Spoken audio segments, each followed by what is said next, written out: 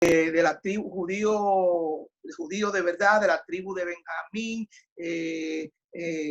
fariseo de fariseo, circuncidado al octavo día, es decir, se consideraba un judío. Por otro lado, entender qué es el judaísmo. Judaísmo se le puede llamar a toda la corriente que trata la religión desde el punto de vista de la ley y del judío. El judaísmo era la religión oficial de los judíos. De hecho, de las cuatro grandes religiones, tenemos que el judaísmo es quizás la más antigua de todas. Se puede remontar a los tiempos de allá de Abraham, posteriormente en Moisés, 1400 antes de Cristo, y etcétera, etcétera. Por otro lado, y estos son términos nada más que quiero aclarar porque en algún momento lo estaremos utilizando, está lo que es un prosélito. Un prosélito, como lo indica la definición, es una persona que adquiere, una persona que se afilia, se adhiere a una religión, a una política o a una causa.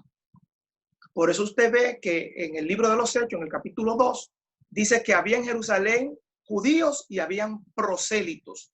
Los prosélitos eran personas que, aunque no nacieron judíos, se convirtieron al judaísmo, circuncidándose, guardando la ley y adoptando la religión judía como su religión.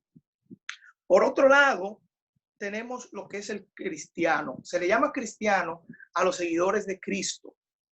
Y la religión, y uso el término de religión para hacerlo de manera abierta, que siguen los cristianos es el cristianismo, aunque nosotros más que cristianismo hablamos de evangelio, buenas nuevas. Pero el cristianismo es la religión, una religión monoteísta que surge del mismo judaísmo a partir de la presencia de Cristo. Luego está lo que se llama el término mesiánico, que sé que ustedes ya han estado escuchando un tanto este tema.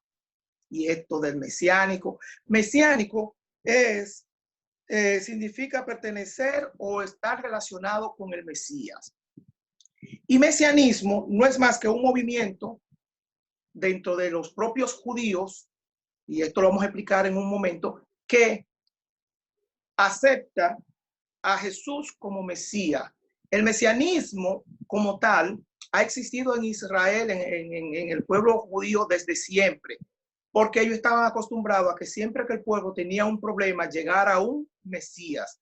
Y podemos verlo desde los tiempos del propio Moisés como gran líder, y en el tiempo de los jueces con Débora, Barak, Sansón, Jefté, Ahod, Abdías, todos estos hombres que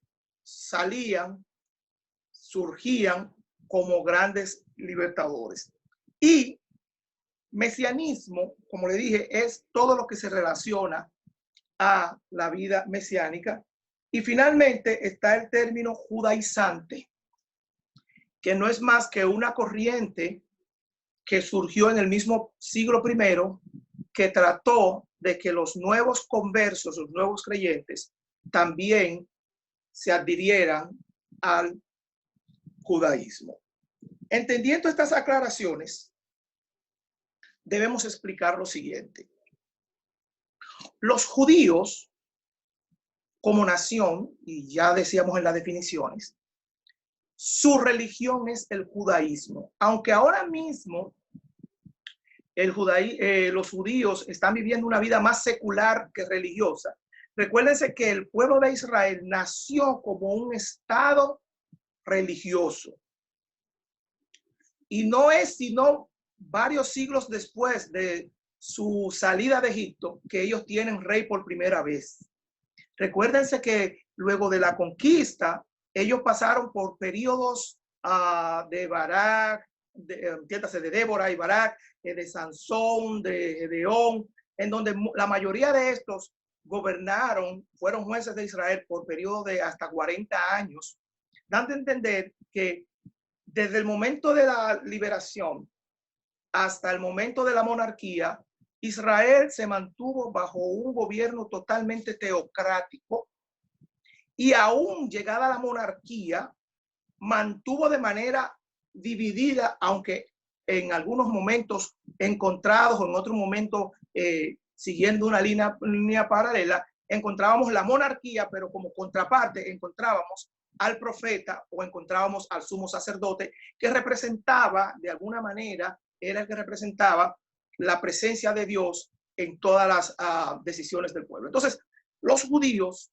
como tal, su religión, por un asunto de religiosidad, cuando ellos salen de Egipto, Dios le da unas leyes, le da unas pautas puntuales de cómo iban a hacer las cosas.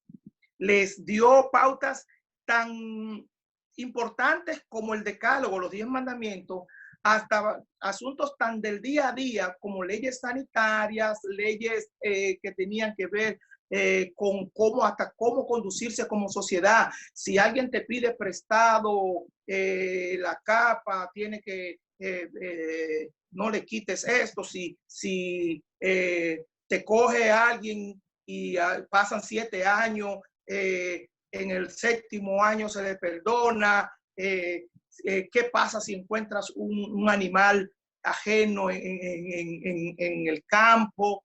¿Qué pasaba? Incluso hasta en lo penal, Dios estableció normas. Hasta en lo penal, ¿qué debía pasar cuando un hombre violaba a una mujer? ¿Qué debía pasar cuando un hombre mataba a otro hombre? ¿Qué debía pasar cuando alguien dañaba los bienes de alguien? Entonces, el pueblo de Israel tenía sus normas dadas por Dios. Esto no cabe duda en ningún momento. Sin embargo, junto al pueblo de Israel estuvieron siempre muchos pueblos y mucha gente que por alguna razón se acercaba a dicho pueblo. Y ahí estamos hablando de los prosélitos. Vemos, por ejemplo, un primer caso en Rahab la ramera, quizás primer caso por verlo así de manera documentada, en donde Rahab, cuando el pueblo va a entrar a Jericó, le dijo, no, pero espérense, yo quiero. Y de alguna manera se adhirió. Algunos incluso señalan que la Rahab que se menciona luego en la genealogía de Jesús es la misma. Hay discusiones con esto por las fechas y los cálculos de los años y si da y si no da, pero no es el tema de hoy. Entonces, podremos ver también en el caso mismo de Ruth la Moabita, que se acerca al pueblo y decide ser parte de ese pueblo y adopta la religión judía como tal. Ya para el cristianismo, vemos que dentro del mismo pueblo judío, al llegar Jesús y ser considerado el Cristo por un grupo, este grupo que comenzó a divulgar y a predicar las enseñanzas de Jesús, en un momento determinado se les llamó cristiano. Se habla de Antioquía, que por primera vez se le llamó cristiano, y a partir de ese momento, 2000 años después, todavía seguimos con esto. Alguien diría, bueno, Josué, ¿qué tiene que ver con todo esto? Quiero hacer un recuento así breve. Cuando Dios estableció al hombre en el huerto de Edén, Dios le dio leyes. El hombre pecó, conocemos la historia. Sin embargo, en la misma sentencia de parte de Dios hacia el hombre, en esa misma sentencia también Dios estableció de una manera quizás no muy clara, pero la dejó entrever, la realidad de que todo lo que había pasado iba a ser solucionado con la simiente de la mujer.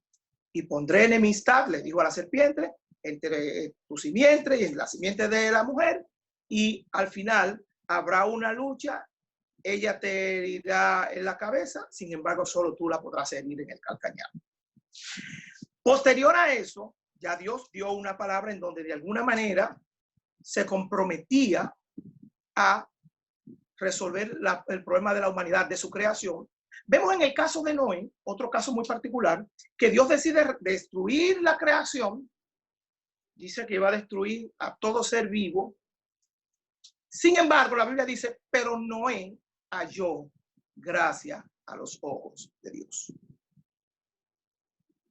Esto hace ver que Dios seguía teniendo en mente un plan de salvación. Posteriormente vemos en Abraham que Dios continúa la ejecución de ese plan y ya en lugar de hacerlo a través de un hombre como Noé para salvar la raza humana, lo hace a través ahora de Abraham, al cual le promete una simiente, le promete descendencia. Primero, le promete descendencia y le promete que dentro de esa descendencia vendrá una simiente, la cual no solamente iba a redimir al pueblo de Israel, sino a toda la humanidad, porque él le dice en Génesis 22:18, él le dice, y en esa simiente tuya voy a bendecir a las demás familias de la tierra. Entonces usted diría, bueno, ¿y hasta ahora dónde está el problema? Hasta ahora no hay problema, porque ahora surge un pueblo al cual Dios le entrega la autoridad, le da la encomienda de proclamar, de proyectar lo que es la ley de Dios para la salvación del hombre.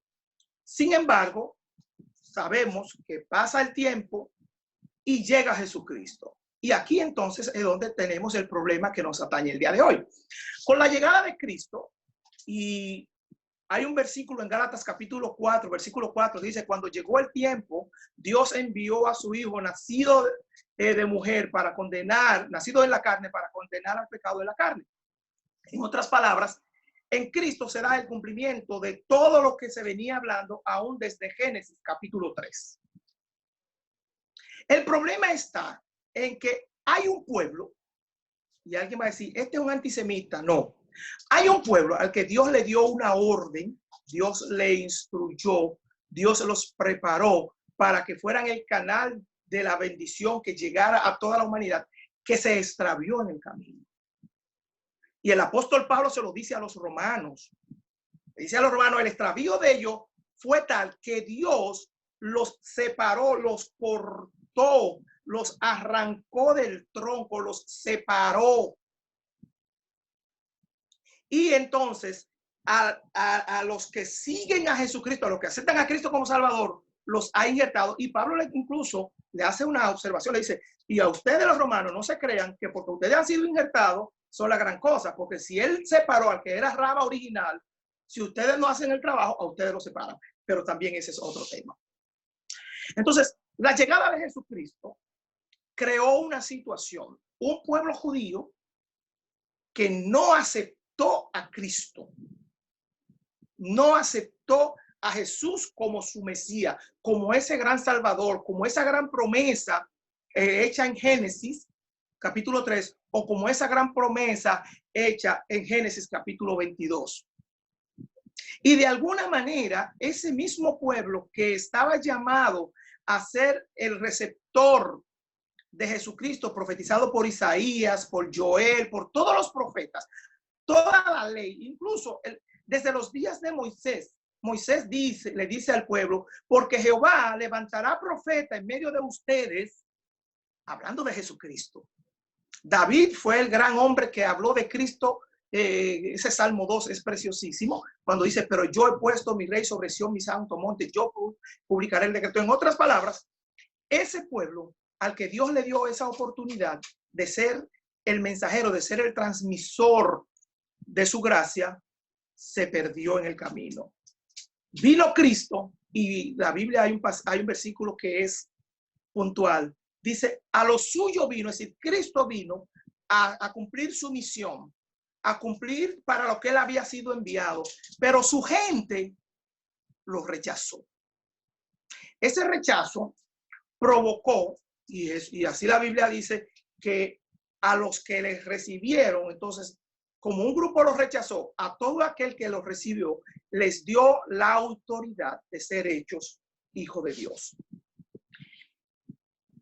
Todo el que acepta a Cristo como Salvador es hijo de Dios. Ahora, ¿qué pasa? Israel sigue siendo Israel, el judío sigue siendo judío, y el cristianismo y el judaísmo se separan por completo. Los judíos solamente te aceptan el Antiguo Testamento, donde está la Torá, el Tanakh y los libros proféticos, los libros de sabiduría, los históricos, y de alguna manera no te aceptan el Nuevo Testamento porque no creen en Cristo como Mesías. Luego de esto surge un movimiento. Algunos lo sitúan en el siglo XIX, otros ya lo sitúan para el siglo XX, de judíos que luego de haber retornado, estos judíos comienzan un ministerio de reevangelización de su pueblo, poniendo a Jesús como el Mesías. Y a eso le llaman los mesiánicos, los judíos mesiánicos. Son un grupo de judíos que sí aceptan el mesianismo, sí aceptan al Mesías. Y usted diría, pero Josué, hasta ahora todo está bien. El problema está que desde el primer momento de la historia de la iglesia, ese pueblo judío se opuso al cristianismo. Lo vemos en la muerte de Esteban, lo vemos en el encarcelamiento de Pedro y de Juan por lo menos en 2 ocasiones, lo vemos en la misma persecución de Saulo con los cristianos. Estas persecuciones llegaron a un límite que ellos modificaron la temática de los primeros años, que era de perseguir, encarcelar y matar.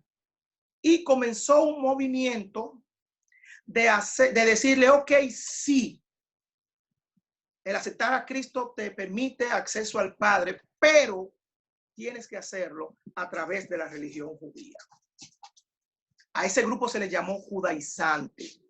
Fue un grupo con los que Pablo tuvo que lidiar en múltiples ocasiones, porque ellos incluso no solamente predicaban diferente a Pablo, sino que donde quiera que Pablo iba con el mensaje, ellos iban y le causaban problemas. Levantaban alboroto, levantaban situaciones que incluso llevaron en varias ocasiones a Pablo a caer preso, producto de esa situación. Hay una carta, y quizás aquí debemos centrarnos un poquito, hay una epístola del apóstol Pablo a una de las iglesias que él levantó, que quizás es la que mejor nos puede mostrar lo que pasó y lo que sigue pasando, porque, ojo, hoy no tenemos a los judaizantes, pero me preocupa, y he estado investigando un poco sobre ello, que el movimiento mesiánico, los judíos mesiánicos, de alguna manera están tomando la misma temática y la misma estrategia que los judaizantes. Y hoy no son judaizantes, son mesiánicos porque te aceptan a Cristo, pero te dicen, ok, aceptamos a Cristo, pero al Cristo judío. Es al Cristo judío. E incluso en un documento que hace unos días estuve leyendo de las 21 diferencias entre mesiánicos y cristianos, que aceptan a Cristo, a Jesús, como el Mesías, pero no como Dios. Y ahorita vamos a hablar un poquitico de eso, porque no quiero irme adelantando más de la cuenta. Cuando nosotros vamos a la carta de Pablo a los Gálatas, quiero terminar con el tema de los judaizantes para centrarnos en lo que es el mesianismo y cuál es la estrategia y qué piensa el movimiento mesiánico. ¿Cuál es la posición del apóstol Pablo cuando le habla a los Gálatas? Si usted ve, lo primero que el apóstol Pablo comienza diciéndole a los Gálatas, y permítame abrir mi Biblia, bueno, abrir no, encender mi Biblia. Eso era antes, que vamos a abrir la Biblia, ahora decimos encender la Biblia. A algunos no les gusta, pero bueno, tenemos que aprovechar la tecnología, y más en estos días, que nos ha tocado aprender a todos. Fíjense lo que me llama la atención del apóstol Pablo. Cuando usted se va al capítulo 1 de la carta de Pablo a los Gálatas, él dice, miren, a partir del versículo 6, hoy estoy maravillado de que tan pronto ustedes se hayan alejado del que los llamó por la gracia de Cristo para seguir un evangelio diferente. Y póngale atención a esa palabra, es decir, ustedes, ahora dicen, me maravillo porque ustedes, de buenas a primeras, han cambiado el evangelio que le hemos predicado por un evangelio diferente. Pero él hace la aclaración. No es que haya otro, sino que algunos, oigan la palabra, algunos perturban y quieren pervertir el evangelio de Cristo, modificándolo, cambiándolo, diciéndole sí, pero. Mire, cuando usted oye que una persona le dice sí, pero, hay un verdadero pero. Porque la Biblia dice que esto es por gracia. Y eso es lo que el apóstol Pablo le llama la atención a nuestros hermanos de Galacia, a los Gálatas. Él le dice, yo me maravillo de qué es lo que ha pasado con ustedes. Y en el versículo 8 le dice, miren, si aún nosotros, es decir, si aún yo o un ángel le anuncia un evangelio diferente al que se le ha anunciado, sea anatema. Una palabra fuerte. La palabra anatema no era una palabra como decir, es un desquiciado, no. Es un maldito, es un desgraciado. Esa es la palabra, esa es la traducción. O sea, no es otra. Es decir, Pablo como que se medio descarrió y dijo cuando un judío decía anatema, cuando un judío decía incircunciso, era diciendo un insulto fuerte. Fíjense que el pueblo de Israel perdió una batalla en Ai, porque Dios dijo, no toquen el anatema. Y apareció Acán, que hizo un lío ahí, Dios. Dos muchachos metieron fuego extraño. O sea, Dios con el anatema no quiere nada. El anatema es traducido como maldito. Entonces él le dice, no hay otro evangelio y el que predique otra cosa tiene problemas. Él sigue hablándole ahí en el capítulo 1 de su llamado, pero ya en el capítulo 2, el apóstol Pablo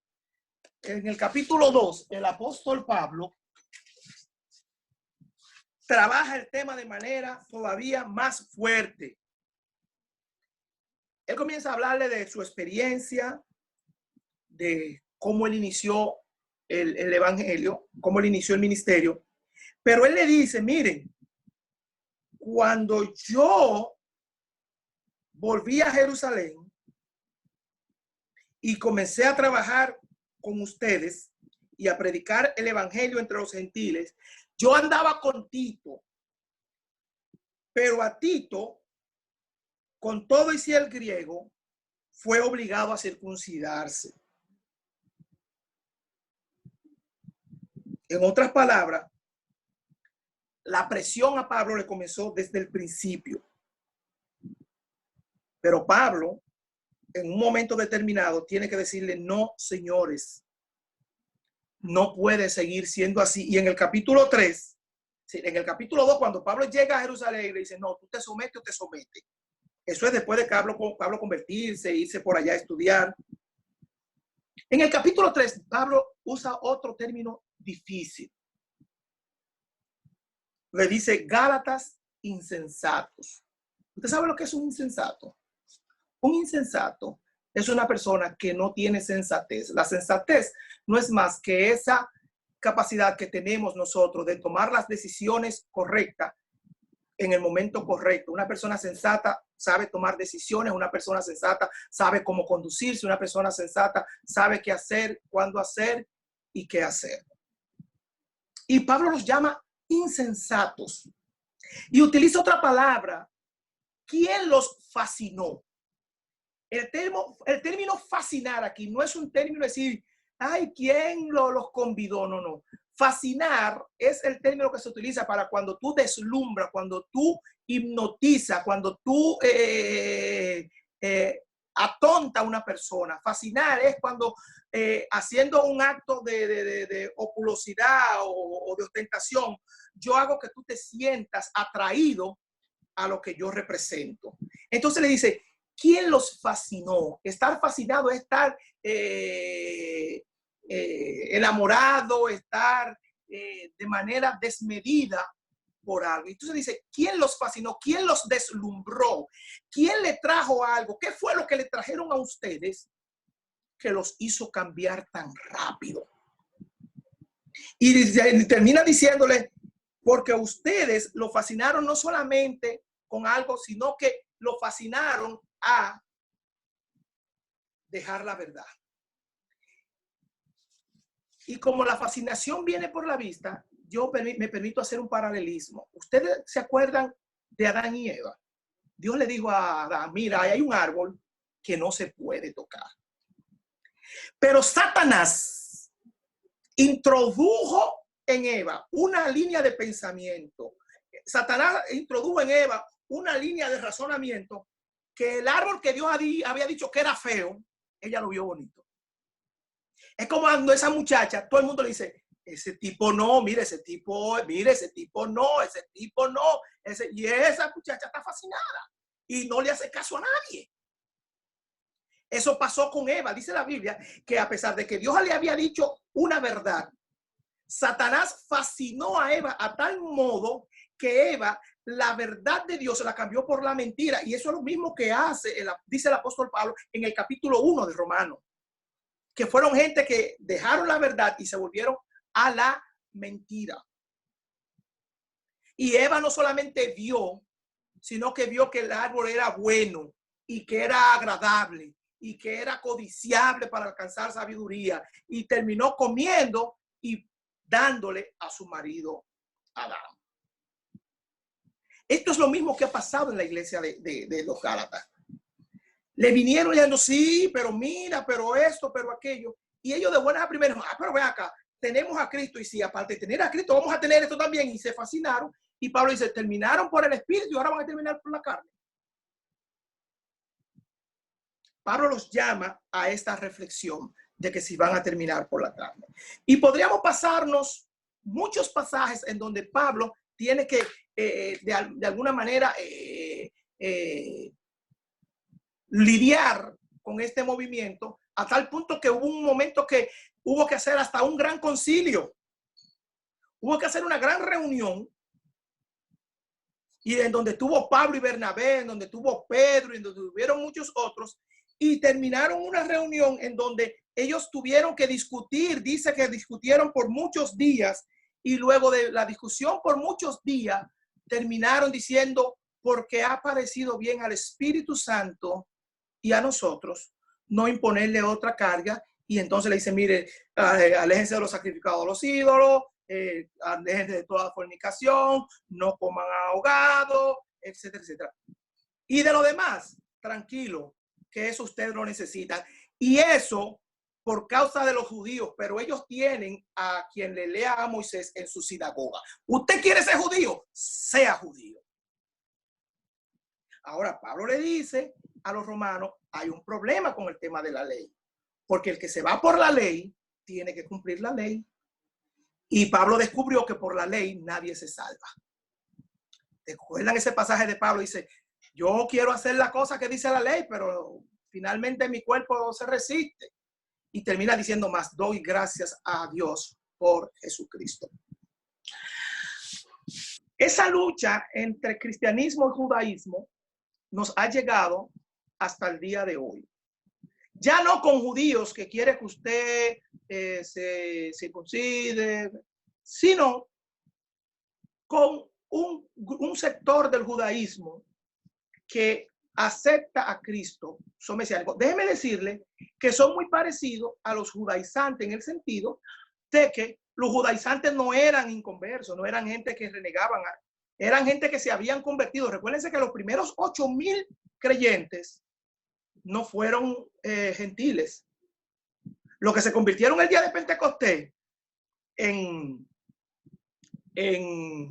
el aposento alto, que fueron como 3,000, eran judíos y prosélitos, gente que estaban en la religión.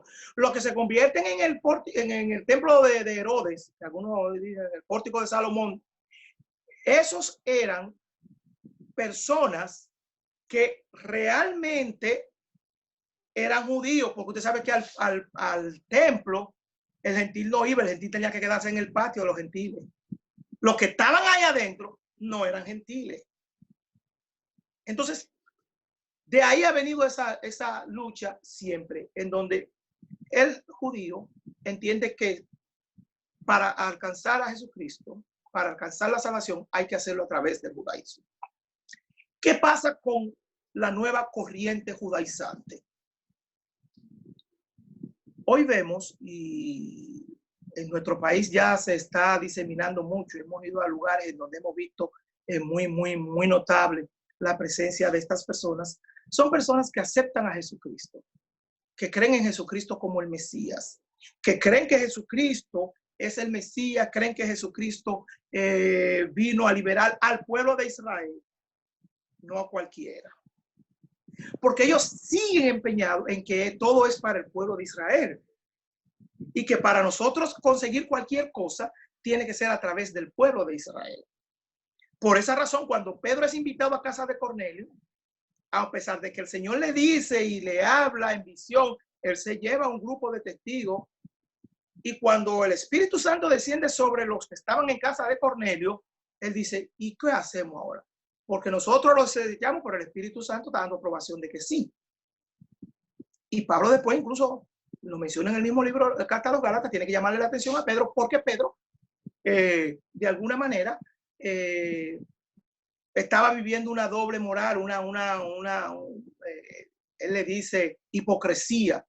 Cuando estaba con los judaizantes no se juntaba con los gentiles, cuando no había judaizantes se juntaba con los gentiles y estaba jugando a doble cabeza, y Pablo tiene que decirle, no, eso está mal. Entonces, hoy tenemos un grupo de mesiánicos. Yo una vez tuve la oportunidad de conversar un buen tiempo con uno, muchas cosas interesantes uno descubre y muchas cosas interesantes uno sabe. Y para mí todo estaría bien hasta tanto que me dicen que para yo alcanzar la salvación tengo que hacerlo a través de la observación del judaísmo. Entonces, esto me lleva a mí a caer en los Gálatas. No puedo caer en que todo lo que Cristo hizo, todo lo que Cristo ha hecho por mí, no se me cuenta, a menos que en el documento ese que veía de las diferencia entre, de hecho, un documento no de evangélico, un documento de ellos mismos, porque cuando leo no me gusta leer solamente lo que escriben los otros, sino me gusta leer lo que ellos escriben, porque ahí uno entiende. Ellos decían que ellos aceptan a Jesucristo, pero como un subordinado al Padre, y que Jesucristo sí es divino, pero no es Dios. Dan una serie de citas bíblicas, dan textos aislados. Sin embargo, es la misma Biblia y el mismo Dios que le llama a Jesucristo Dios. El mismo Cristo dice, tu trono, oh Dios, trono eterno es. Libros y profecía como del nacimiento de Jesús dice, y será su nombre Padre eterno, príncipe de paz, lo dilatado su imperio. El mismo Salmo 2 dice, yo publicaré el decreto, Dios ha puesto su rey sobre Sion, su santo monte, y muchos otros pasajes que nos plantean la deidad de Jesucristo.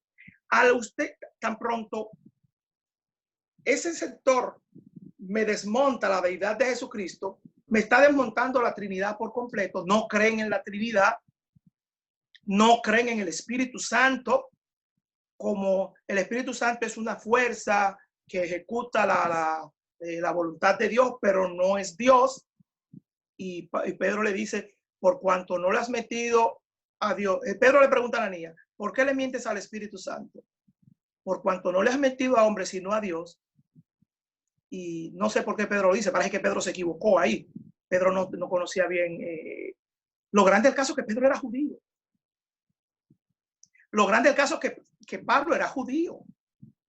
Y son las personas que me dicen a mí que no es necesario judaizarme para ser cristiano. Es todo lo contrario. Cualquier judío, para salvarse, a no ser que sea en la gran tribulación, tiene que aceptar a Cristo, si no, no se salva. Entonces yo lo pongo en esta manera. Si el judío para salvarse tiene que aceptar a Cristo, ¿para qué yo tengo que primero hacerme judío para después aceptar a Cristo? Cuando yo puedo aceptar a Cristo ya soy salvo. ¿Me entienden? Es decir, el pedirme a mí que haga cosas, y esa siempre fue la crítica de Jesús. Jesús aún a los mismos fariseos le dijo, ustedes son unos hipócritas porque ponen cargas que no llevan ni con un dedo. Y aunque Jesús dijo, yo no vine a abrogar la ley, sino a cumplirla, cada vez que a Cristo se le quiso imponer la ley por encima de lo que él era, le dijo, no, espérense, yo soy mayor que el sábado. Antes que Abraham fuese, ya yo era. Porque uno de los problemas que estos grupos han entrado es que no entienden que la gracia, aunque dispensacionalmente, y voy a decir algo que para muchos pudiera ser un disparate, aunque dispensacionalmente los dispensacionalistas ponemos la ley de la inocencia, la ley de la conciencia o pecado humano, la ley, la gracia, la gran tribulación, el milenio. ¿Usted quiere saber que la gracia fue primero que la ley? Pablo dice, la ley fue apenas un ayo. La ley lo que hizo fue que a una gracia que todavía no estaba, era como, y utiliza esa palabra porque la utiliza de la costumbre judía, cuando una persona como el mismo Josías, que comenzó a gobernar siendo apenas un niño, necesitaba un ayo, necesitaba un adulto que lo representara. Y la ley lo que vino a hacer es que esa gracia que estaba incierne, esa gracia que Dios había revelado, que la reveló desde el huerto de Edén, se la reveló a través de Noé y la reveló a través del mismo Abraham, utiliza al pueblo como ayo, como una especie de guardián hasta que llegara el cumplimiento. Pero si usted observa, la gracia, Noé halló gracia y no había ley. Abraham halló gracia y no había ley. Incluso en Abraham se da un caso muy pintoresco. Cuando Abraham llega de la derrota de los reyes, que se le aparece Melquisedec. Abraham, en un acto de adoración, da sus diezmos, y ese otro temita, pero da sus diezmos en un acto de agradecimiento para lo que dicen que el diezmo es de la ley, da su diezmo, y en cambio, ¿qué le da Melquisedec a Abraham? Pan y vino. ¿Qué Jesús en la última cena reparte? Pan y vino. Y creyó Abraham a Dios y le fue contado por justicia. Y la justicia viene por la gracia. Abraham fue merecedor de la gracia aún antes de que llegara la gracia. Porque la gracia es primero. Lo primero que ha habido en Dios es la gracia. Desde el mismo momento en Génesis capítulo 3, el hombre pecó, Dios los castigó, pero inmediatamente mostró su gracia y su favor. Entonces hoy hay sectores que me dicen a mí, no, para tú alcanzar esa gracia tiene que serlo a través de la ley. ¿Por qué? Si puedo acceder a la gracia que es primero. Y Cristo me dice, ustedes tienen acceso al Padre a través de mí. Es decir, no necesitan a más nadie. Los movimientos que ahora procuran que volvamos al rudimento judío y que volvamos a incluso leía un documento de decir que nosotros no podemos llamar a Jesús, sino Yeshua, y hablar Yeshua, Mesías, Talajá y todas esas cuestiones. No, yo soy dominicano, yo no tengo que hablar en griego, en hebreo. Yo soy dominicano. Y como dominicano al fin, lo digo de manera, incluso los mesiánicos dicen, Cristo no vino a crear un cristianismo, una religión nueva. Él vino como el Mesías del pueblo judío. Bien. El término Mesías significa ungido, ¿verdad? Y el término Cristo, ¿sabe lo que significa? Ungido. Lo único que los mesiánicos lo dicen en hebreo y yo lo digo en griego. Usted dice Mesías y yo digo Cristo. Usted lo dice en hebreo y yo lo digo en griego. Pero es el mismo Cristo. Ahora, lo que no te voy a aceptar y lo que no debemos aceptar es que tú me digas sí, pero para llegar a Cristo tiene que hacerlo, porque Cristo dijo, no, no, no, no, es a mí. Es a mí. Ahora, incluso escuchaba de alguien que decía, leía de alguien que decía que no podemos orar a Jesús. Jesús dijo, pídanme a mí. Y cuando vayan a pedirle al Padre, díganle que lo están haciendo en mi nombre. Dando a entender que él tenía preeminencia.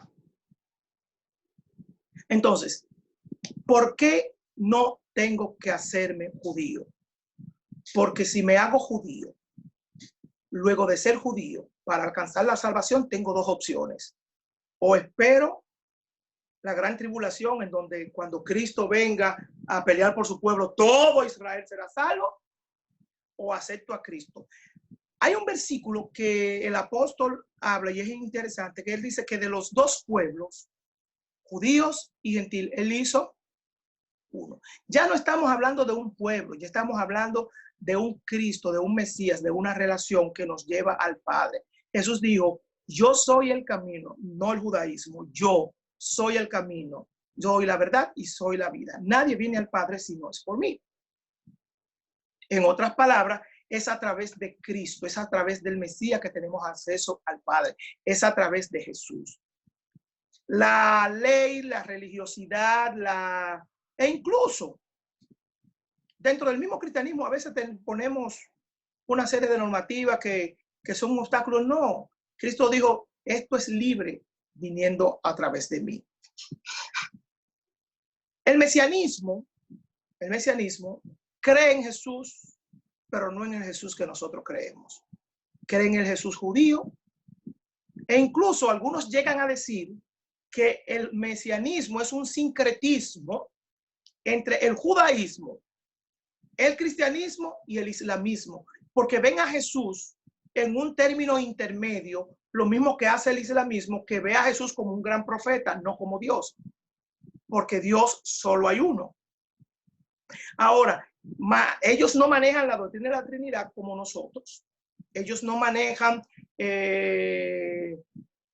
la Biblia como la manejamos nosotros. Ellos no admiten la manifestación y la presencia del Espíritu Santo como persona. Sí, todo lo que son nuestras doctrinas fundamentales, ellos la echan por tierra. ¿Por qué? Porque ellos entienden que es a través de la ley, e incluso algunos han tratado incluso de reorientar el Nuevo Testamento. Ya incluso yo tengo una Biblia mesiánica que conseguí hace un tiempecito y con comentarios de estudio, y estudiando un día sobre la iglesia, ellos dicen, la novia de Cristo no es la iglesia, es Israel.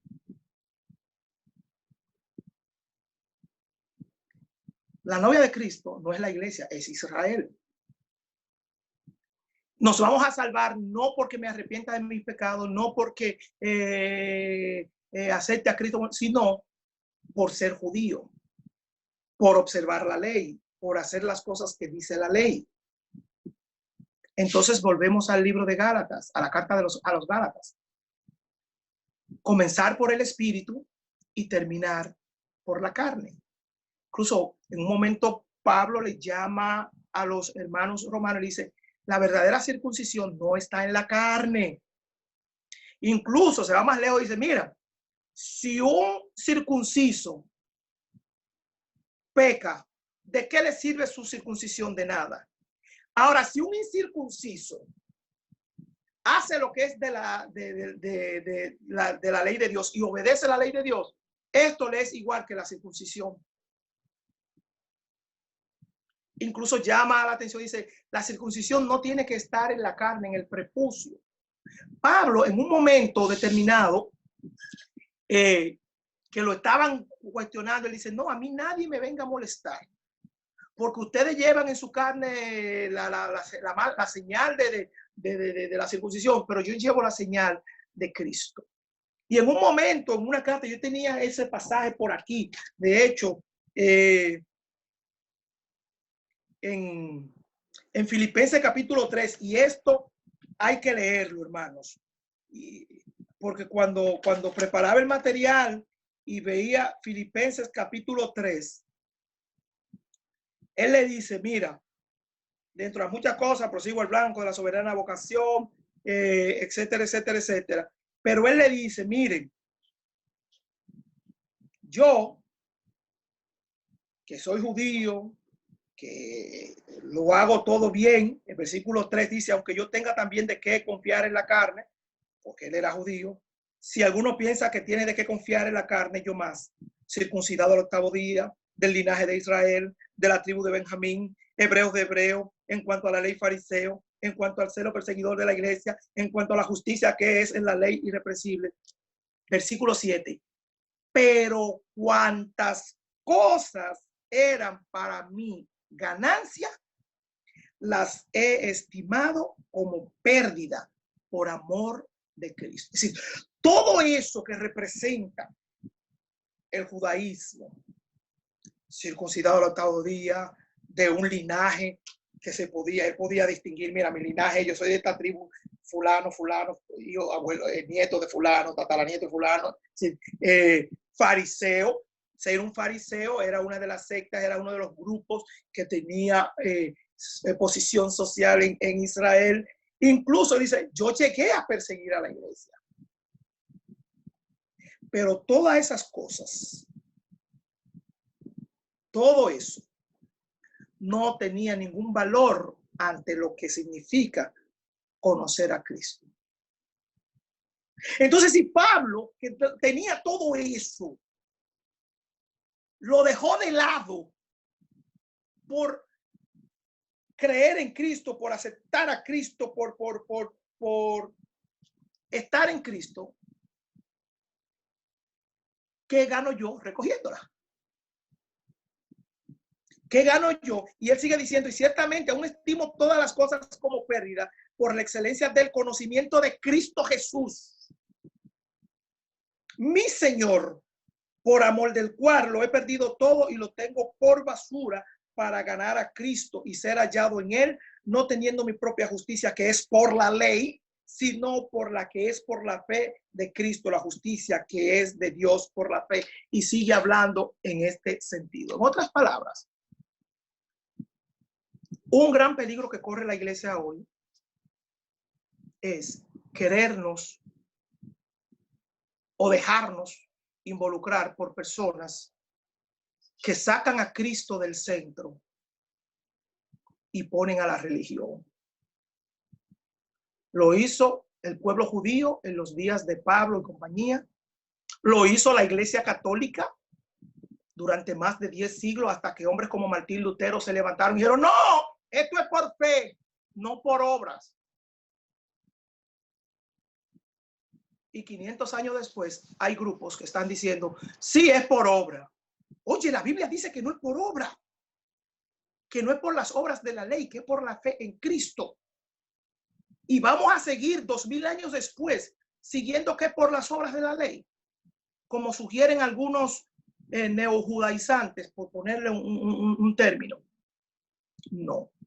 Yo entiendo que si hay judíos que quieren creer en Jesucristo como Mesías, amén, bendecimos a Dios por ello.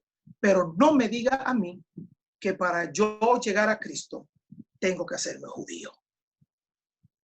Porque él no vino a salvar judíos. Él vino a salvar todo. Incluso en un momento él dijo, y tengo otras ovejas que aunque no son de este rebaño, pero también esas son mis ovejas. Yo puedo ser oveja sin ser del rebaño judío. Y habla de los gentiles, y habla de la plenitud de los gentiles, y habla de la gracia que hemos alcanzado en Cristo, no por obra de la ley, sino por simple y llanamente la misericordia de Dios. Entonces, no podemos dejar que una vez más nos quieran atar a la ley. Vuelvo y digo, si hay judíos que hoy aceptan a Cristo como Mesías, bendecimos al Señor por eso, pero yo no soy judío, soy dominicano. Y me puedo salvar siendo dominicano. Y me voy a salvar siendo dominicano, sin necesidad de hacerme judío. Quiero advertir, y con esto voy a terminar mi participación, con otra modalidad de judaísmo. Y es un judaísmo que se está dando dentro de la misma iglesia cristiana. Estamos llenando nuestras iglesias de simbolismos que no aportan nada. Me van a excusar, quizás por esto me van a matar mucha gente. ¿Qué aporta que usted toque un chofar en el culto? El chofar era la trompeta de aquel entonces. Hoy tenemos a Nino Zapata, a Araceli y a Pepecito que tocan trompeta. Otros, los antiguos, tocaban chofar. Ahora dicen que yo voy a buscar una arpa como la que tocaba David. No, yo toco guitarra. ¿Me entienden? Y hoy estamos llenando nuestras iglesias de simbolismos hebreos que no le suman al evangelio. No son un pecado, no le hacen daño a nadie, pero cuidadito con eso. Incluso hasta el origen de la famosa danza que tenemos en nuestra iglesia, fíjense que está más ligada a la danza hebrea que a la danza que nosotros tenemos. Porque usted no ha visto, iba a decir una cosa feísima, Josué.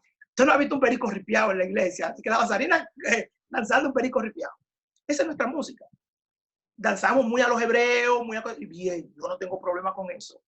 ¿Usted quiere tocar su shofar? Bien, yo no tengo problema con eso. ¿Usted quiere tener una réplica del arca en su altar? Bien, yo no tengo problema con eso. ¿Usted quiere tener un candelabro con los 7? Bien, yo no tengo problema. ¿Usted quiere tener el escudo, la bandera de Israel con la estrella? Bien, yo no tengo problema con eso. Ahora, déjeme a mí ser cristiano, porque como Pablo dijo, de ahora en adelante nadie me moleste.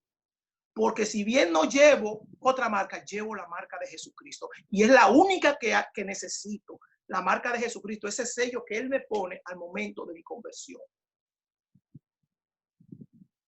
No tengo problema, tengo amigos que son mesiánicos. Tengo amigos que son adventistas. Tengo amigos que son testigos de Jehová. Tengo amigos donde quiera. Hay con gente que no discuto de religión, ni de evangelio, ni de Biblia, porque... Recuerdo que uno una vez dije, no, manito, no hacemos nada con discutir porque tú vas a hacer tu planteamiento y yo voy a hacer el mío y tú no me vas a sacar de aquí, yo no te voy a sacar de aquí. Entonces, sigamos siendo amigos de otras cosas, hablemos de pelota, de política y no de esto, porque de esto no nos va a faltar. La realidad es esa, hermanos. No podemos dejarnos confundir. Necesitamos permanecer firmes en lo que hemos creído. Y usted creyó un día en Cristo como su Salvador. Y es esa fe que lo va a llevar al cielo. Nada más. Los que necesiten otra cosa para llegar para salvarse, que lo hagan. Yo solamente necesito creer en Jesucristo. Si cree en su corazón y lo confiesa con su boca, será salvo. Hermanos, hasta aquí mis cortas palabras. Aleluya, excelente. Podemos dar un aplauso en los hogares. Estoy mirando comentarios muy favorables donde la gente dice que este tipo de enseñanza debe seguir llevándose por las iglesias. Estoy contento porque he visto un buen número de pastores que nos están acompañando esta noche. Esto ha llegado un poco lejos. Ahí veo a Ana Díaz desde allá de Moca, creo, ¿verdad? Dios te bendiga. Esther Díaz, Dios te bendiga. Qué bueno. Y bueno, quiero preguntarle al pastor Josué que si nos puede hablar un poquito sobre qué relación hay en este nuevo movimiento mesiánico y que están negando el rapto. Sí, porque recuérdate que si ellos están aceptando a Jesús como Mesías, el pueblo de Israel no es parte del rapto. El pueblo de Israel es parte de la redención con la segunda venida visible de Cristo. Entonces el rapto para ellos no funciona. ¿Me entiendes? Es decir, esos son de los muchos temas, porque no son, o sea, yo mencioné 2 o 3, pero son muchos los temas que nos distancian. O sea, no creen en el rapto porque Cristo viene a buscar a la iglesia. Y como la iglesia no es la novia, si no es Israel, tiene que ser a Israel. ¿Cuándo Israel va a despertar finalmente y todo Israel ser salvo? Al momento final de la gran tribulación, entonces el rapto no existe. De hecho, se denota el término rapto porque no existe el término rapto en la Biblia, Pablo lo que dice es que seremos arrebatados, y arrebatar es tomar con violencia. Entonces, ellos no creen en el rapto, no creen en el Espíritu Santo, no creen en el arrepentimiento para perdón de pecado. O sea, son en muchas de las cosas que no creen. Y lamentablemente, por eso le dije, todo lo que es nuestra doctrina, la doctrina de fe de la iglesia cristiana en sentido general, en su gran mayoría, ellos la delegan a otro lado, la echan de lado, porque ellos es solamente la ley, y en la ley no hay rapto. En la ley lo que hay es la venida de Jesucristo sentándose en el monte en el Santo Monte, y desde el templo y desde el Santo Monte, desde allí gobernar, como se lo dijeron los jóvenes, los hombres con vestidura blanca. Este mismo Jesús que ha sido traspuesto vendrá a este mismo monte y desde aquí impartirá justicia. Están las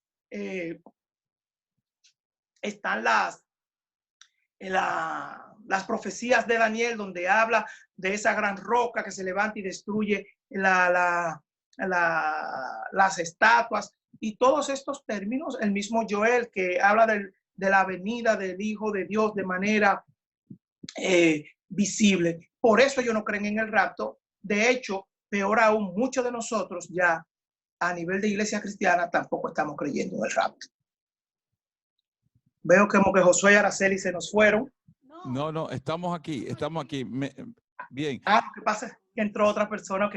Sí, hay alguien que hace una pregunta y dice, ¿en qué se basa el nuevo movimiento mesiánico para querer implementar el sábado como el día de descanso?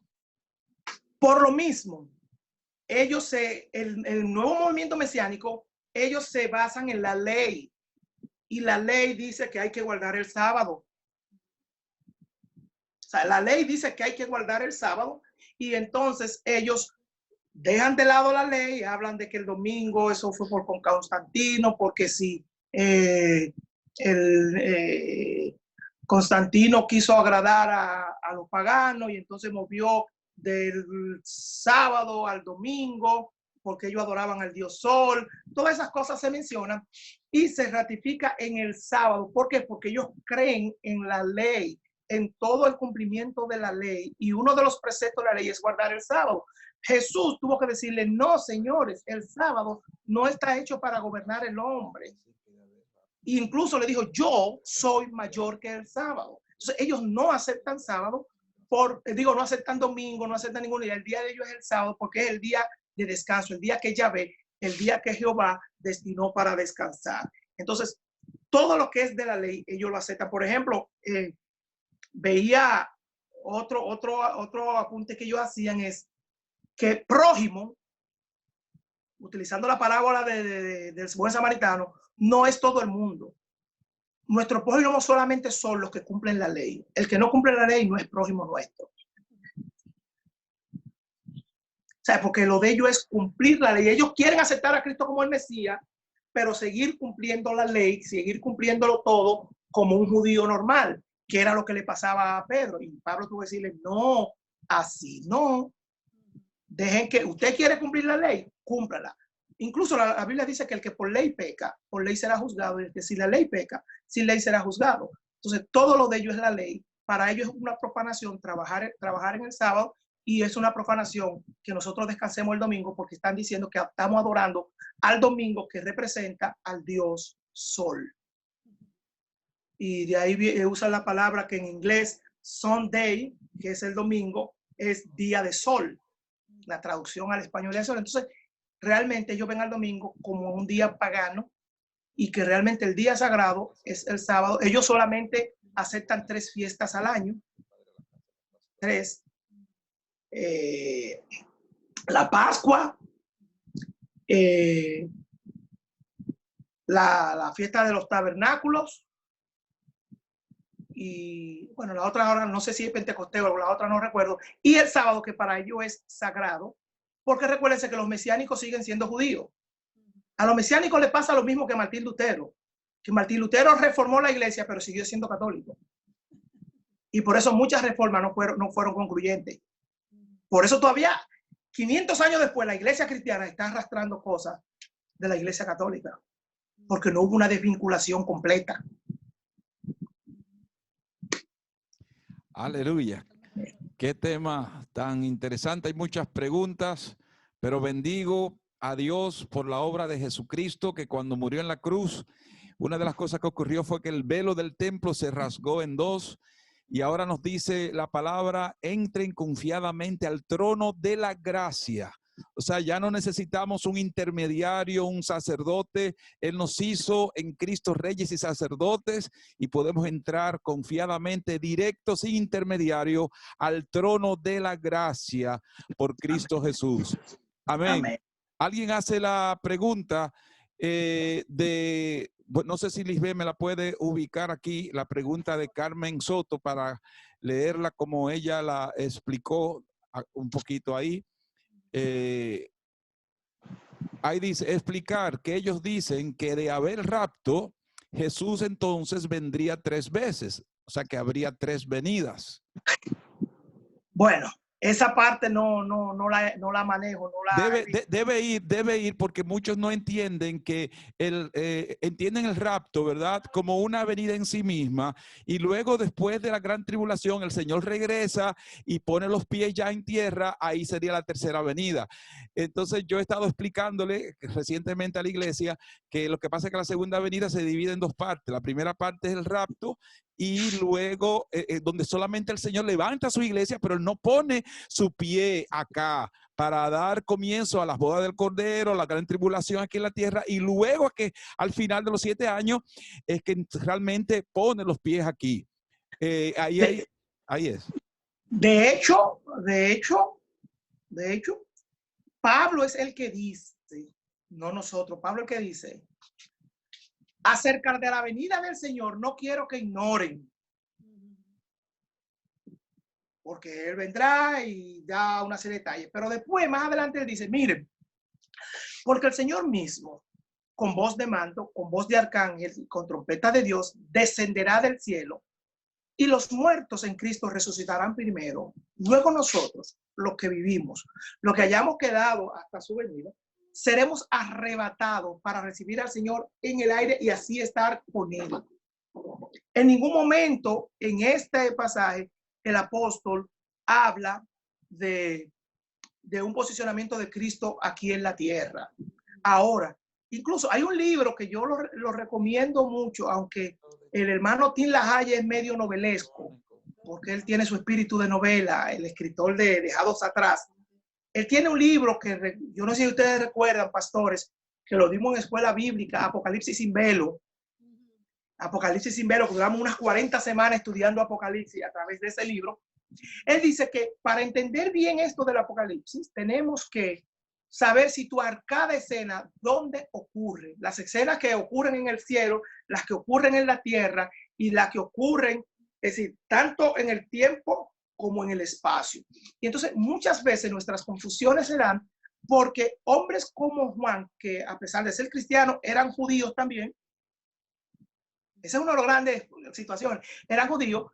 Muchas de las cosas las hablaban y las interpretaban a la luz de lo que era su conocimiento del judaísmo. Entonces, por ejemplo, Pablo, que es el mayor exponente de la venida de Jesucristo, y luego Juan, con el Apocalipsis, nos hablan de cosas que van a suceder aquí, cosas que van a suceder allá. La iglesia, incluso, ahí también los mesiánicos hacen su cambio. Dice que cuando Cristo venga, vendrá con sus santos. ¿Con cuáles santos? Ellos dicen, bueno, con los santos que hayan muerto siendo judíos, no con la iglesia. Sin embargo, se le olvida cuando Dios, habla de que van a haber tronos que representan a la ley, pero habrán 12 tronos que representan a la iglesia. Es decir, que en otras palabras, cuando Cristo venga aquí, nosotros vendremos como gobierno, no a ser gobernados. Será gobernado el que no haya sido parte de la iglesia de Jesucristo. Y dentro de los gobernados va a estar Israel, con todo y que sean mesiánicos. Muchos comentarios muy interesantes.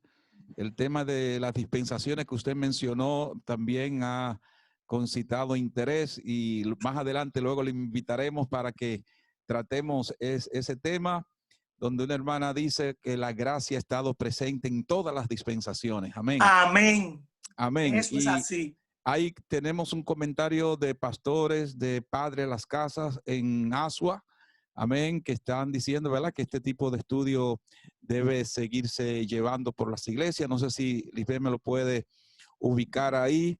El pastor Narciso ha estado haciendo también comentarios a favor también.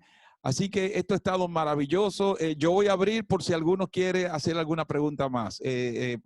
Lisbeth, que abra los micrófonos para que si alguien quiere, pues puede tomar la palabra. Adelante.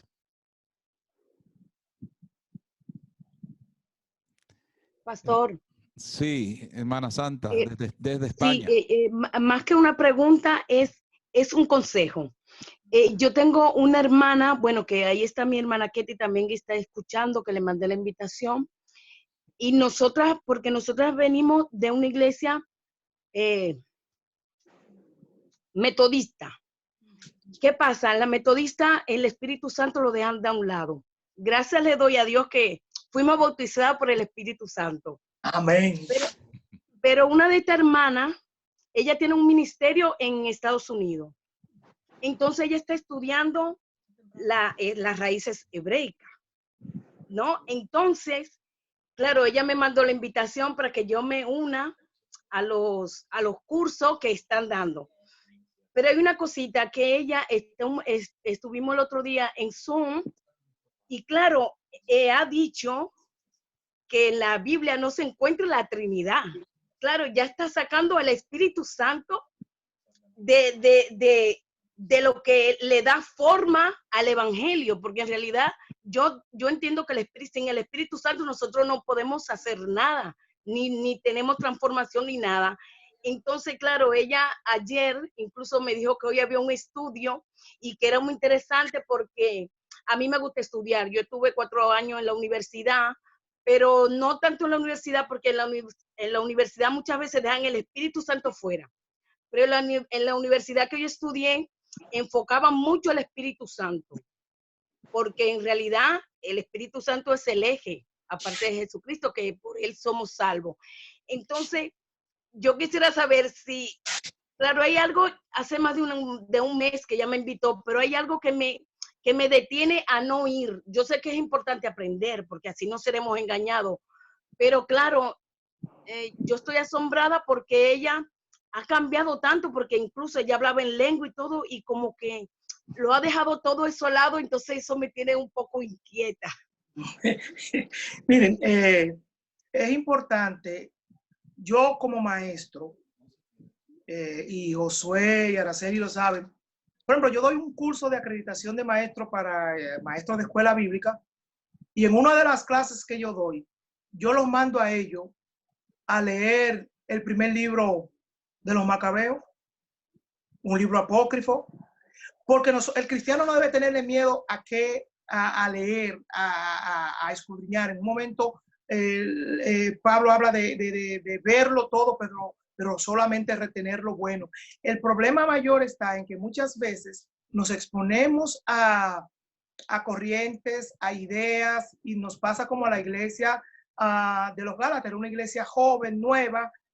Pablo parece que no tuvo demasiado tiempo con ella como tuvo con otros, y cuando llega se encuentra que esta gente han sido distorsionados en el evangelio, y Pablo tiene que trabajarlo fuertemente. Lo mismo pasa con la iglesia a los Corintios. Entonces, yo creo que estudiar, y a mí me encanta estudiar, a mí me encanta buscar. Yo tengo Biblias católicas. Yo recuerdo que siendo un joven, cuando los mormones llegaron aquí a San Pedro, yo me hice rápidamente de un libro mormón, conseguí con un amigo, porque uno tiene que estar preparado. La Biblia dice que tenemos que estar preparados para presentar fe con mansedumbre, propuesta, presentar defensa con mansedumbre de nuestra fe. Entonces, creo que estudiar es bueno. Ahora, vamos a hacerlo, y si tenemos que exponernos y estudiar y asistir y ver y oír y escuchar, hagámoslo siempre de la perspectiva. Nosotros tenemos una gran ventaja. Y aunque mucha gente no cree en el Espíritu Santo, por lo menos los bautistas no creen en la manifestación, creen en el Espíritu Santo como persona, gracias a Dios. El Espíritu Santo es una persona a la quien usted le puede preguntar. Amén. Y cuando tenga confusión, esté confundido, pregunte. Y si no recibe respuesta del Espíritu Santo, vaya a su líder. Porque el problema es que muchas veces nosotros cometemos el error de que nuestro líder nos dice, esto es verde, y alguien dice, no, es azul, y le creemos al otro que dijo que es azul. Preguntémosle a nuestro líder, ¿por qué usted me dijo que es verde y aquel me dijo que es azul? Y su líder va a decir, no, mira por qué es verde, y te va a demostrar por la palabra por qué es verde. Porque realmente, gracias a Dios, nuestras iglesias, y principalmente el Concilio de Asamblea de Dios, tiene una doctrina sólida, con postulados sólidos que podemos plantear en cualquier momento sin ningún problema. Claro, cada quien hace su propio planteamiento, hace su propia defensa, pero sí, puede estar en contacto. Ahora, lo ideal sería que antes de entrar en contacto con cualquier grupo de lo que sea, hable con su pastor, porque su pastor lo va a orientar a cómo conducirse en ese menester. Amén. Mientras... Maestro. Amén. Adelante. ¿Quién? Pastor. Sí. Amén. ¿Cómo estás? Bien, hermano Polanco, adelante. Amén. Una aclaración, por favor, al maestro.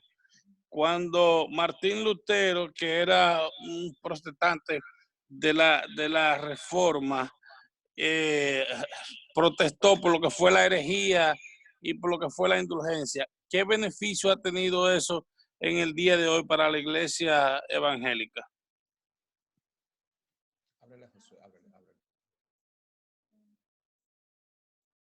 En su momento de Juan Calvino. Perdón, Josué, comienza de nuevo porque el micrófono estaba cerrado. Comienza de nuevo. Ok, le decía que la importancia de lo que Martín Lutero para nosotros es mucha. A mí me da pena cada vez que llega el 31 de octubre y los evangélicos hablan más de Halloween que de Martín Lutero y de la Reforma. Porque nosotros somos, lo que somos hoy como iglesia cristiana es gracias a que hombres como Martín Lutero, con sus fallas, con sus defectos, lo dio todo por el todo para que nosotros tengamos un evangelio puro, para que la iglesia reformada volviera a la palabra como fuente de autoridad, para que la iglesia abandonara todas esas prácticas paganas que habían encarcelado a la iglesia. Entonces creo que sí, que ha sido importante. Cuando hice el aclarando de que Martín Lutero nunca se desvinculó por completo de la iglesia católica, lo digo porque muchas veces vemos al Martín Lutero que peleó, que luchó, pero Martín Lutero era católico y en muchas ocasiones, muchas de las cosas que él continuó haciendo nos llegó hasta hoy, que eran tradiciones más de la iglesia. Incluso, por poner un ejemplo, la forma que teníamos hasta los otros días de recoger ofrendas. ¿Se acuerdan cuando ministramos la ofrenda que pasaba una gente banco por banco, como lo hace la iglesia católica con la bolsita, recoger la limosna? O sea, cosas como esa, y pongo esa para no meterme en otro detalle más profundo.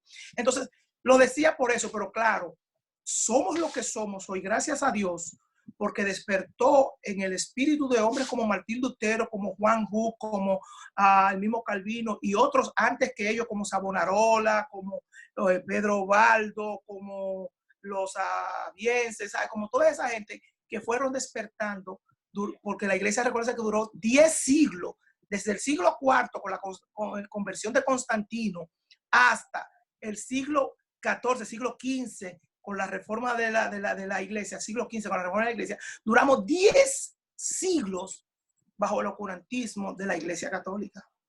O sea, lo que hoy somos es gracias a lo que Martín Lutero y hombres como esos que no solamente lo dijeron por decirlo, sino que estaban dispuestos a dar su vida por defender esas verdades. Y creo que no somos del movimiento luterano como tal, pero creo que el aporte de los reformadores, y es un tema amplísimo hablar del tema de los reformadores, es gracias a ellos que hoy tenemos la iglesia evangélica cristiana como la tenemos. Sí, Josué, Dios te bendiga. Amén. Quiero que hasta qué punto, ¿verdad?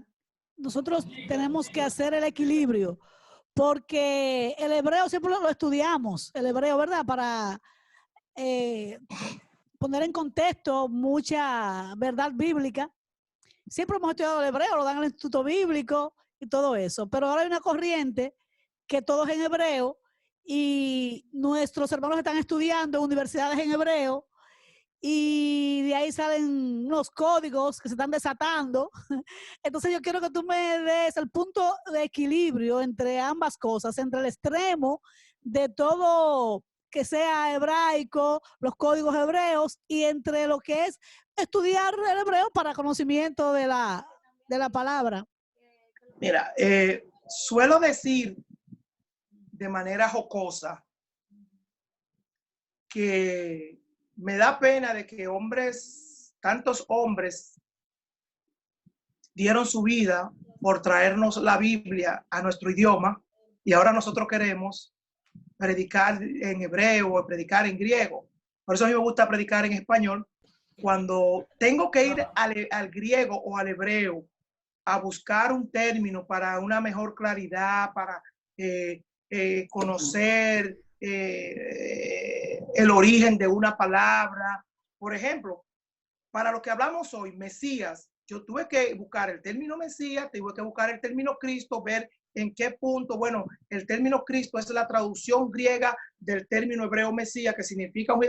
Ese tipo de cosas la hacemos como una forma de aportar a lo que estamos diciendo. Y creo que todo líder, todo pastor, toda persona que se quiera adentrar en el estudio de la palabra, conocer las raíces, conocer las costumbres, porque no es lo mismo usted decir que Jesús dijo, el que no aborrece a su papá y a su mamá no puede estar conmigo. Y uno decía, pero Jesús era un sicario, no quería que la gente estuviera con la familia. Entonces, cuando usted se va y busca el término que se utilizó para aborrecer y busca la raíz, ¿qué significa aborrecer? ¿Qué significa es poner en un segundo lugar, relegar? Entonces, entonces Jesús está diciendo que yo tengo que tenerlo a él primero y después a la familia. O cuando Jesús te dice, deja que sus muertos entierren a sus muertos. Dice, pero oye, Jesús era un indolente, un hombre con su papá muerto ahí en la caja, y que ven, sígueme, y que los muertos resuelvan. Entonces, todo eso costumbrismo, todo eso hebraísmo, todo ese tipo de cosas, es bueno entenderlo. Es bueno entenderlo. Y para el que es maestro, para el que es pastor, para el que está preparándose para el liderazgo, es bueno, y para el hermano que quiera conocimiento en sentido general. Ahora, el que yo me lo sepa en hebreo, en griego, en latín o en dominicano no hace la diferencia. Salvación en griego, en hebreo, en latín, en creol es salvación. O sea, hay cosas que no importan el idioma que sea, son. Entonces, hay verdades que están ahí. Entonces, muchas veces, y hay un peligro en esto, y se lo voy a advertir, no sé quiénes de ustedes por ahí puedan estar incursionando en esto. He atrapado a mucha gente en los micrófonos decir, porque esta palabra en el original, en griego, se usa la palabra tal y significa tal, y está cometiendo un error. Porque antes usted decía eso y había que creerle. Ahora usted me dice eso y en esta tablet, perdón, que yo por lo general uso mi tablet yo tengo, por ejemplo, en una de ellas, yo tengo 49 Biblias, 18 diccionarios, como 10 o 12 comentarios, y tengo 3 léxicos. Hay una Biblia ahí que tú coges y te va y es la Biblia interlineal con el griego, que te va diciendo la palabra en español y la palabra que se usó en griego. Y cuando tú pones el mouse o el dedo encima de ahí, entonces va al léxico, ya sea Barclay, ya sea al léxico de Strong, ya sea a cualquiera de esas gente que maneja los léxicos, y te dice, esta palabra, sus significados son, en tal condición significa esto, en tal condición significa aquello, en tal condición significa lo otro. Yo prefiero predicar en español. Así la gente me entiende. Claro, estudio, veo, me he encontrado en muchos problemas porque muchas formas de nosotros pensar como occidentales nos hace entender las cosas de una manera. Cuando tú tratas de verla desde el punto de vista como lo pensó un oriental, a veces te pone a decir, ¿pero qué está pasando aquí? Y entonces me obliga a seguir estudiando y profundizando más. Pero yo creo muy certísimamente que lo que necesitamos saber de nuestra salvación está claro en la palabra y en español.